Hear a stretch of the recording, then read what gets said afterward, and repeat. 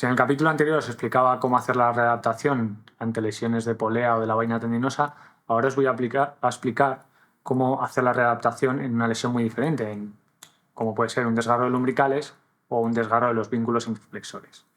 ¿Cuál es la gran diferencia de esta lesión? Que es una lesión derivada del agarre en extensión con efecto cuádriga, ¿vale? Imaginemos que yo estoy cogiendo un agarre en tridedo con el meñique más flexionado que el anular. Ahí se estaría produciendo un efecto cuádriga en el cuarto lumbrical.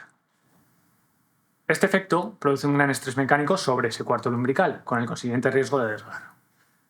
Entonces, si os hablaba en el capítulo anterior que una lesión de poleas solía llevar asociado un déficit de fuerza en agarre en semiarqueo y en agarre en arqueo, aquí ocurre al contrario. El déficit se ve asociado al agarre en extensión con efecto cuádriga y normalmente no se ve un déficit asociado en agarre en arqueo o en semiarqueo.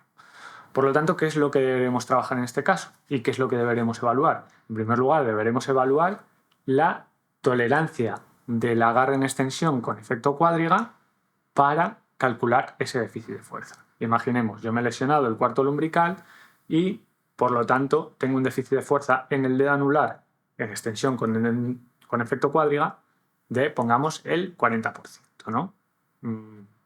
¿Cómo lo evaluaría? Pues mediría la fuerza con ese mismo agarre en la mano derecha, fuerza que hace el anular, y luego mediría la fuerza que tolera sin dolor el dedo anular con efecto cuádriga de la mano izquierda. Y tendríamos ese déficit del 40%, por ejemplo. Entonces, ¿qué debería hacer?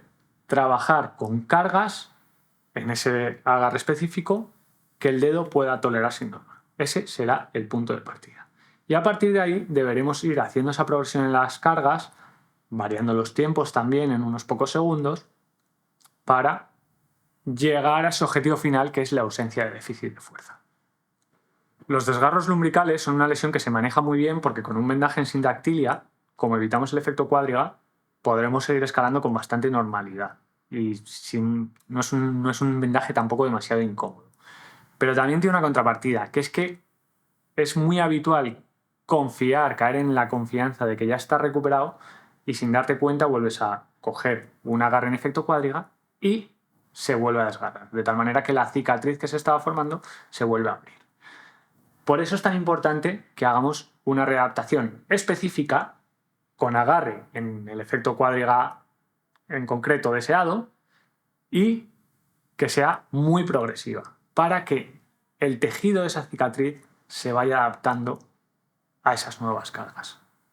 Por último, aunque en estos capítulos me haya centrado en describiros la readaptación de lesiones de dedos, el FPR es una herramienta que también vale para entrenar la fuerza isométrica específica de un dedo, lo cual es una situación que en muchos casos nos puede convenir por diferentes razones, pero es muy común, por ejemplo, que haya un desbalance entre la fuerza de unos dedos y otros.